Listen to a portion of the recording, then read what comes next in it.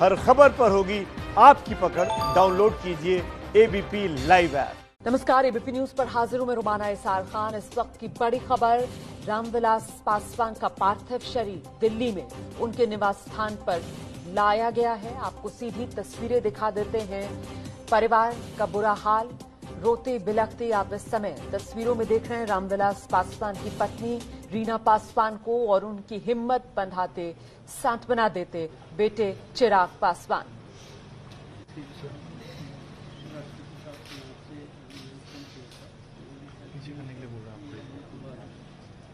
पार्थिव शरीर लाया जाता है एम्स अस्पताल से घर पर।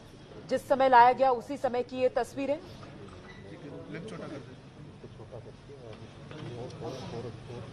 पार्थिव शरीर को देखकर खुद को रोक नहीं पाती हैं रामविलास पासवान की पत्नी। और देखिए किस तरीके से आंसुओं का ये सैलाब, ये ज्वार, और अपनी मां की हिम्मत बंधाते, उनको सांत्वना देते बेटे चिराग पासवान वहीं मां के पास घुटनों पर बैठ गए। रामविलास पासवान की पत्नी देखिए किस तरीके से फपक फपक कर रो रही है, और बेटे ने गले लगा लिया उनको। चिराग पासवान मां की हिम्मत बंधा रहे हैं। दुखों का पहाड़ ये परिवार पर जो टूटा है। कल शाम स्कॉट्स अस्पताल में रामविलास पासवान का निधन हुआ।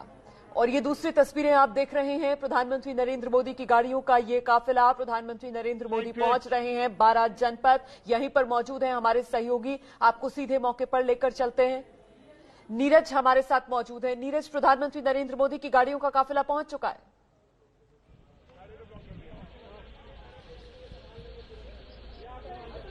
कोई बात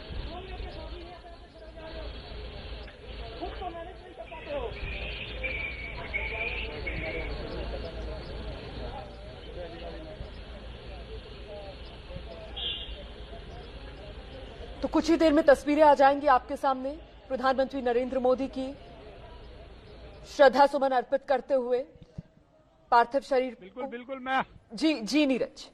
प्रधानमंत्री नरेंद्र मोदी यहां रामविलास पासवान जी के आवास पर पहुंच हुए हैं। उनका पार्थिव शरीर के अंतिम दर्शन करने के लिए पहुंचे हैं। अभी 1 मिनट पहले ही उनका काफिला यहां पहुंचा और धीरे से उनके आवास के अंदर गया है, जहां पे पार्थिव शरीर रखा गया है। पहले से ही 2 केंद्रीय मंत्री रविशंकर प्रसाद और गिरिराज सिंह दोनों लोग वहां मौजूद हैं, जो प्रधानमंत्री के लिए प्रधानमंत्री की व्यवस्था देखने के लिए पहले से ही पहुंच चुके हैं। उनके साथ प्रधानमंत्री अंतिम दर्शन करेंगे और अंतिम दर्शन करने के बाद वो निकलेंगे। प्रधानमंत्री नरेंद्र मोदी के अंतिम दर्शन करने के बाद दूसरे जो डिग्निटरीज है वो पहुंचेंगे। फिलहाल यहाँ पे सिक्योरिटी लगा दी गई है, बढ़ा दी गई है, और पूरे इस रोड को ब्लॉक कर दिया गया है, क्योंकि प्रधानमंत्री का रूट है और जब तक प्रधानमंत्री नरेंद्र मोदी इस आवास में रहेंगे तब तक ऐसा ही माहौल रहेगा। हमारे साथ आशीष भी हैं, जो हमारे वरिष्ठ सहयोगी। आशीष, आज रामविलास पासवान जो एक बहुत बड़े लीडर थे, पिछले 40 साल से बिहार और भारत की राजनीति में रेलेवेंट थे, आज उनका अंतिम क्षण है, आज उनका समय समाप्त हो गया है। किस तरह इस पूरी यात्रा को लेते हैं? देखिए, निश्चित तौर पर एक बहुत बड़ा लेजेंड वैक्यूम क्रिएट हो रहा है। नीरज, आप भी सालों से देख रहे हैं, मैं व्यक्तिगत तौर पे कह सकता हूं 2003 से बहुत क्लोजली ऑब्जर्व कर रहा हूं। मैं आपको रोकना चाहूंगी नीरज, ये तस्वीरें आप देख सकते हैं। प्रधानमंत्री नरेंद्र मोदी उस कमरे में दाखिल हुए हैं जहां पर पार्थिव शरीर रखा हुआ है, और ये आप देख सकते हैं श्रद्धा सुमन अर्पित करने के लिए प्रधानमंत्री नरेंद्र मोदी आखिरी दर्शन कर रहे हैं, आखिरी विदाई दे रहे हैं रामविलास पासवान को।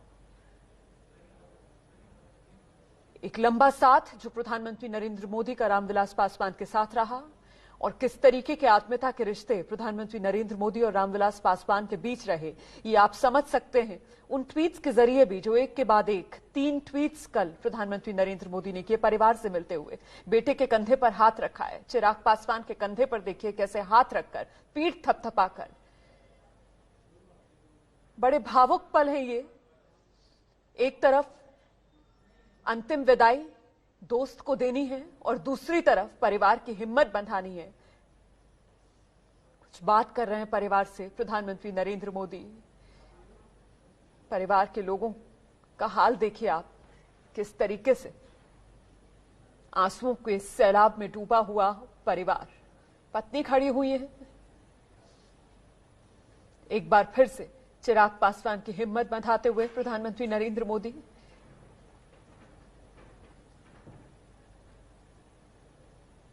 कल भी पीएम की तरफ से ये बात कही गई थी कि मैं निशब्द हूं, शब्द नहीं है उस दुख को व्यक्त करने के लिए जो इस वक्त महसूस कर रहा हूं, और इसीलिए इन मौकों पर ज्यादा कुछ कहा नहीं जा सकता है, बोला नहीं जा सकता है, लेकिन वो जो दर्द है, वो किसी अपने के जाने की जो कमी है, वो जिस तरीके से सीने में चुभती है, उसे सिर्फ इन आंसुओं से समझा जा सकता है, इस गम से समझा जा सकता है।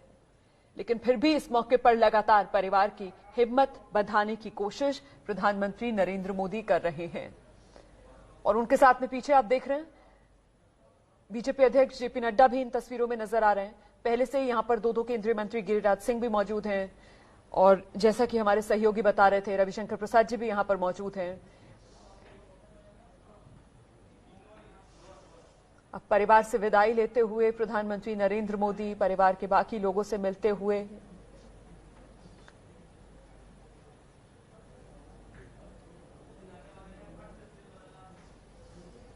बाहर निकल रहे हैं, अब उस कमरे से जहां पार्थिव शरीर रखा हुआ था।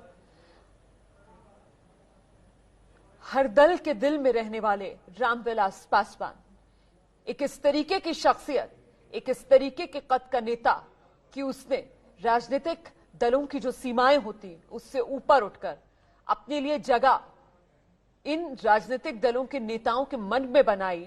और शायद यही वजह रही कि कल जब ये दुखद खबर आई तो राबड़ी देवी की तरफ से कहा गया कि हमारे घर में तो आज चूल्हा नहीं जलेगा। एक के बाद एक 3 ट्वीट करके प्रधानमंत्री नरेंद्र मोदी ने अपना दुख जताया, और साथ ही प्रियंका गांधी की तरफ से याद किया गया किस तरीके से उनकी मां के घर के बराबर में रामविलास पासवान का घर, और कैसे गांधी परिवार के रामविलास पासवान से करीबी पारिवारिक रिश्ते रहे। सीधे लिए चलते हैं आपको। नीरज और आशीष सिंह लगातार हमारे साथ बने हुए हैं। नीरज, इसी शख्सियत की ही बात कर रहे थे हम। रामविलास पासवान का जाना इसीलिए भारतीय राजनीति को एक बड़ी क्षति है।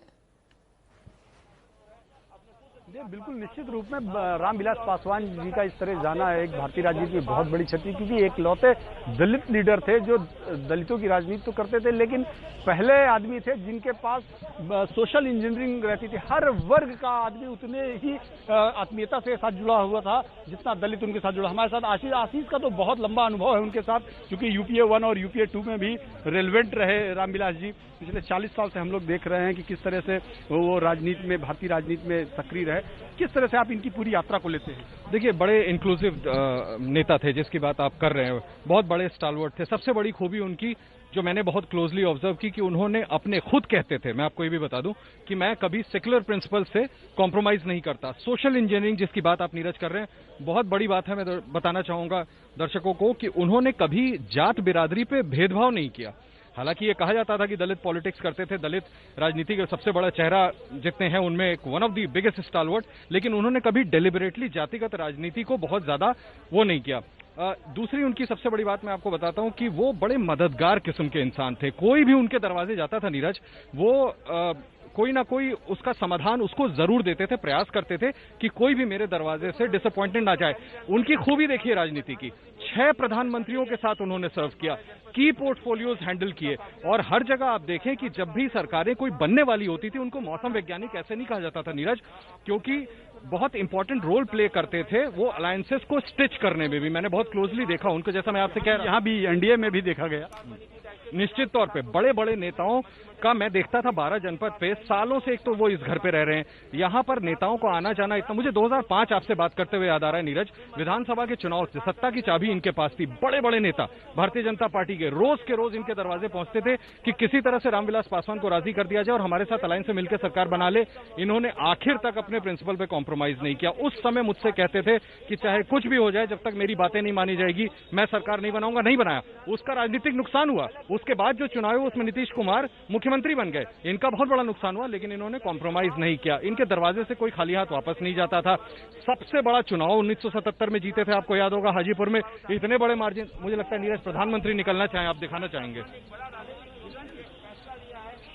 बिल्कुल आशीष, एक बहुत महत्वपूर्ण बात आपको लगता है कि बिहार चुनाव है नजदीक, बिल्कुल अब टिकटों का निर्धारण भी हो गया, उनकी कमी खलती है इस पूरे? निश्चित तौर पे इतना बड़ा चेहरा चला गया, मुझे लगता है कि सबसे ज्यादा कमी तो चिराग पासवान को खलेगी। लोक जनशक्ति पार्टी का सबसे बड़ा चेहरा जिसने स्थापना की, बिहार की राजनीति का इतना बड़ा नाम, और अचानक चुनाव के समय चले जाए तो निश्चित तौर पर एक इतनी बड़ी क्षति होती है। मुझे लगता है बिहार के लिए ये बहुत बड़ा सेटबैक है कि अब रामविलास पासवान का चेहरा लोगों को देखने को नहीं मिलेगा। लेकिन समय रहते मुझे लगता है कि उन्होंने पहले ही इस चीज को गैज कर लिया था और इसी वजह से उन्होंने पहले ही सत्ता पूरी अपने बेटे चिराग पासवान को सौंप दी थी। तो मुझे लगता है कि चिराग बहुत अच्छे सही दिशा में आगे बढ़ भी रहे हैं, अपने दिमाग का पॉलिटिकल एक्यूमेंट का इस्तेमाल करते हैं। सही है फैसला या गलत है फैसला, वो बाद में इसका आकलन होगा, लेकिन निश्चित तौर पर वंचितों के आवाज तो थे ही, लेकिन सर्व समाज के आवाज थे। जब सदन के अंदर सवर्णों के आरक्षण का आया तो भी उनका वही पॉजिटिव रुख रहा। अगर मंडल कमीशन की बात हुई उस समय भी वही रहा, और इतने मिलनसार अजय थे, उनका कोई दुश्मन नहीं है, भले मतभेद हो लेकिन कोई दुश्मन नहीं। रामविलास जी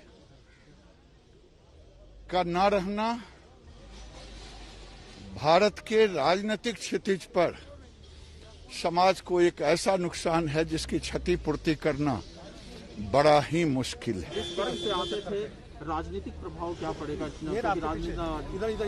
इधर देखिए, देख लीजिए कि वो तो जो होगा वो आपके समक्ष होगा, लेकिन सबके प्यारे लाडले थे रामविलास जी, वंचितों की आवाज थे, तो सवर्णों के भी। जी, आपके साथ उनके बड़े मधुर संबंध थे, कल भी आप बयां कर रहे थे कि कब से आप उनको जानते थे? देखिए, मैं 45 साल का आपका जब पहली बार वो सांसद बने 77 में, उसके पहले एमएलए रहे, तो मुजफ्फरपुर के एमपी थे, दिगंबत हो गए दिग्विजय बाबू, उनके आवास पर मेरी उनकी मुलाकात। पीछे रही है। और मैं समझता हूं कि उस समय से लगातार निरंतर संपर्क में, लेकिन वो एक ऐसे व्यक्ति थे जिनको भुलाए भी नहीं भुलाया जा सकता। जय जी। केंद्रीय मंत्री गिरिराज सिंह को आप सुन रहे थे। हर कोई इस मौके पर अपने अपने अंदाज में याद कर रहा है रामविलास पासवान को। ये तस्वीरें अब से कुछ देर पहले की, प्रधानमंत्री नरेंद्र मोदी अंतिम विदाई देने के लिए रामविलास पासवान को जब पहुंचे, परिवार से मिले, परिवार को सांत्वना दी। दिल्ली से आज रामविलास पासवान की ये अंतिम विदाई बहुत ही दुख का दिन है। रामविलास पासवान जी देश के एक प्रामाणिक जन नेता थे। पिछले 30, 40, 50 वर्षों से देश की राजनीति में उन्होंने एक प्रामाणिक छाप छोड़ी थी। बहुत साधारण परिवार में पैदा होकर इस ऊंचाई तक पहुंचना, दलितों, उपेक्षितों, वंचितों के साथ साथ सारे समाज को जोड़कर जो उनकी राजनीति थी, उसने अपना बहुत प्रभाव छोड़ा है। बहुत जल्दी चले गए। कभी ये नहीं भूलना चाहिए कि उन्होंने देश के लगभग 5-6 प्रधानमंत्रियों के साथ काम किया। लंबे समय तक 9 बार लोकसभा में, 2 बार राज्यसभा में रहे, और उनका जो गवर्नेंस का रिकॉर्ड था केंद्रीय मंत्री के रूप में, अभी जो पूरा ये आप देखें, जो कोरोना काल में अनाज की सप्लाई हुई, उनकी बड़ी भूमिका थी। मेरा